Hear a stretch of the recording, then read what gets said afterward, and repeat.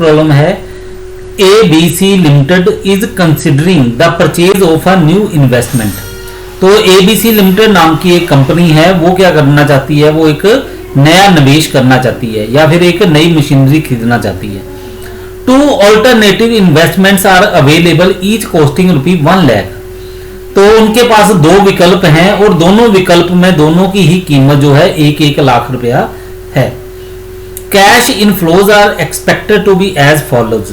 और ये जो 1-1 लाख रुपए के आप दो प्रोजेक्ट खरीदोगे या फिर दो जगह निवेश करोगे या फिर दो जगह दो मशीनरीज खरीदते हो आप लोग, तो उसमें क्या होगा, जो कैश इनफ्लो है जो एक्सपेक्टेड है वो ये वाला हो सकता है। ठीक है, इस तरह से कैश आ सकता है। ये ईयर लिखा हुआ पहला वर्ष, जो पहला प्रोजेक्ट है हमारे पास या पहली इन्वेस्टमेंट है X, उसमें हमको पहली बार में प्रोजेक्ट में इनफ्लो मिलेगा 40,000 रुपए का, दूसरे वर्ष में मिलेगा 35,000 रुपए का, तीसरे वर्ष में 25,000 का और चौथे वर्ष में 20,000 रुपए का कैश इनफ्लो होगा। इसके बाद है हमारे पास प्रोजेक्ट Y, ठीक है, या इन्वेस्टमेंट Y, या फिर आपने दूसरी मशीनरी खरीदी है वो, ठीक है, तो उसको हमने Y मान लिया कि वो है इन्वेस्टमेंट Y। तो इसमें पहले साल जो हमें इनफ्लो मिलेगा वो है 50,000 रुपए और दूसरे वर्ष जो है हमें इनफ्लो मिलेगा वो है 40,000 रुपए। तीसरे साल पैसे मिलेंगे 30,000 रुपए और चौथे साल कैश इनफ्लो आएगा 30,000 रुपए का।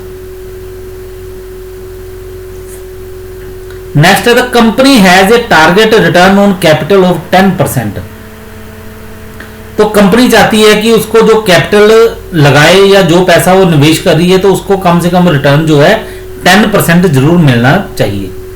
The risk premium rates are 2% and 8% respectively for investment X and Y। पर कहते हैं ये जो प्रोजेक्ट खरीदने तो इसमें कुछ रिस्क भी है, ये जरूरी नहीं कि हमें 10% मिले, इससे कम भी मिल सकता है, रिस्क है। तो ये जो प्रोजेक्ट X है, ठीक है, या इन्वेस्टमेंट X है, इसमें रिस्क है 2% का और इन्वेस्टमेंट Y है, इसमें रिस्क रेट जो है वो है 8% का, ये वाला दिया हुआ है। ठीक है, तो यानी कि इतने का नुकसान भी हो सकता है बीच में, तो ये एक जोखिम है बीच में। तो विच इन्वेस्टमेंट शुड बी प्रेफर्ड, तो इन दोनों में से आपको कहा गया है कि कौन सा जो इन्वेस्टमेंट है वो फायदेमंद रहेगा, कौन से मशीनरी है या प्रोजेक्ट है जिसमें पैसा लगाना चाहिए, X में कि या फिर Y में।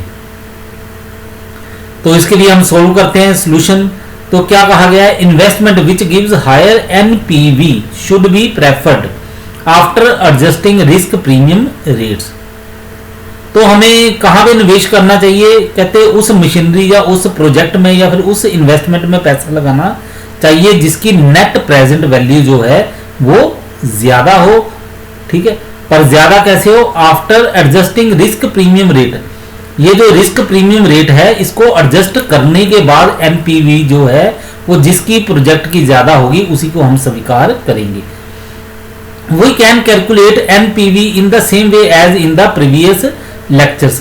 तो ये NPV आप कैसे पता करोगे, जैसे हमने पिछले लेक्चर्स जो अटेंड किए हैं, पिछले लेक्चर डिलीवर हुए हैं, तो आपने वो लेक्चर देखे हुए हैं, तो जैसे उसमें NPV पता करते थे बिल्कुल वैसे ही पता करनी है, लेकिन but adjustment of risk premium will be made as follows. तो इस क्वेश्चन में प्रॉब्लम में आपको क्या दिया है, रिस्क प्रीमियम रेट भी दिया है, तो आपने उसको एडजस्ट करना है। तो उसको एडजस्ट करने का तरीका क्या है, बिल्कुल सिंपल सा है, तो आपको बताता हूं कैसे करना है। तो ये देखो, ये ईयर दिया हुआ है आपका 1 2 3 4 4 साल के लिए। डिस्काउंट फैक्टर आप ऊपर देखो, ऊपर था 10% X के लिए, ठीक है, लेकिन उसमें क्या कहा गया, 2% रिस्क फैक्टर भी है, रिस्क रेट भी है, रिस्क प्रीमियम रेट भी बताया हुआ है। तो आपने क्या करना है, ये डिस्काउंट फैक्टर जो 10% था उसके बीच में रिस्क प्रीमियम रेट जो है उसको भी प्लस कर देना है। तो रिस्क प्रीमियम रेट कितना था, 2%, तो 10 + 2 कितना हो गया, 12%। तो ये डिस्काउंट फैक्टर आपके पास आएगा। और डिस्काउंट फैक्टर टेबल है, आपको मैंने सिखाया हुआ कैसे बनाया जाता है, उस तरह से आपने बना लेना, तो ये वाली वैल्यू बीच में आ जाएंगी।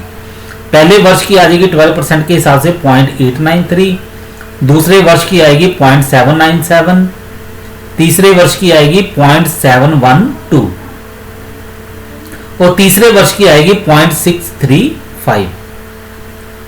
कैश इनफ्लो, ये आपको दिए हुए क्वेश्चन में 40,000, 35,000, 25,000 और 20,000, तो ये लिख लिए। इसके बाद आपने करना है प्रेजेंट वैल्यू। प्रेजेंट वैल्यू कैसे करोगे?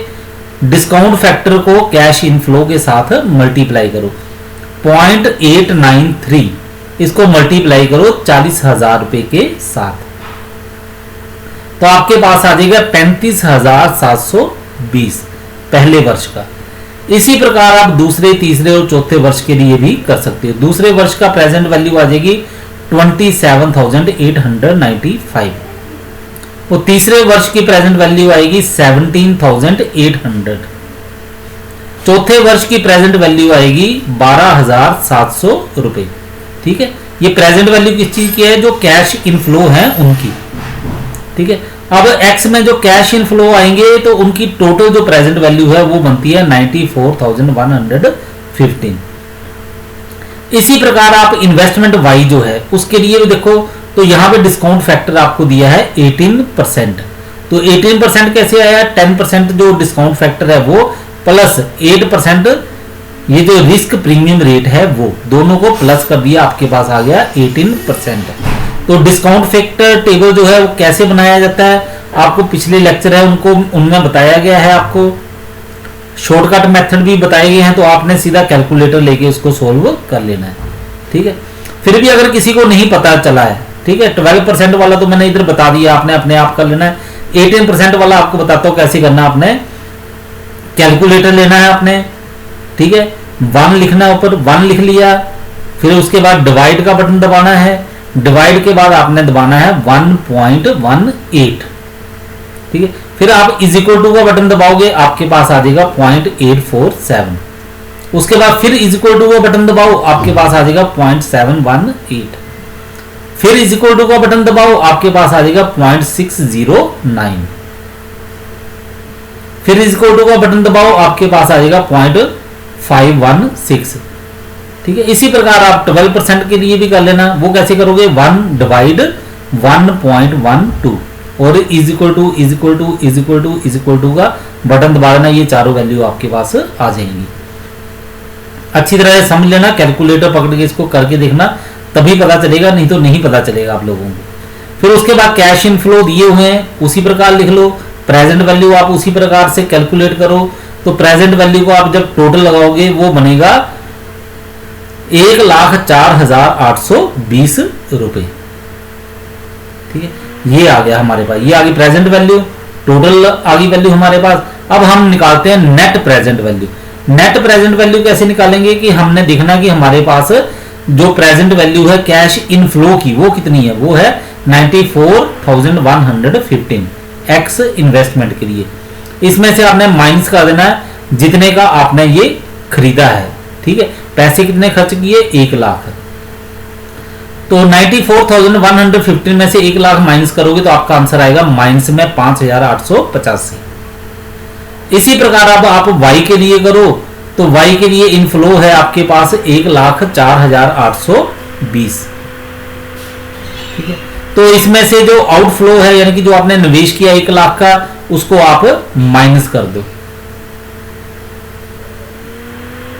ठीक है, तो इसमें आपके पास नेट प्रेजेंट वैल्यू कितनी आ जाएगी? नेट प्रेजेंट वैल्यू आपके पास आ जाएगी 4,820 रुपए।